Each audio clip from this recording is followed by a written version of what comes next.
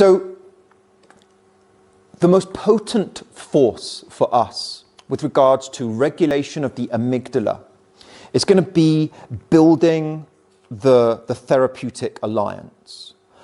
I've spoken already today about the working alliance, our therapeutic alliance.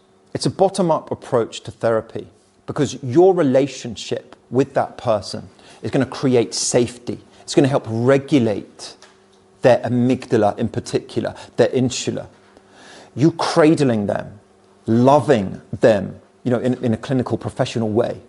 You caring for them and having an effective relationship with them is going to help soothe so much of their overactivated subcortical regions of the brain. And depending upon which studies you believe or you pay attention to, the therapeutic alliance accounts for a large proportion of the outcome variation that you're going to get. Okay.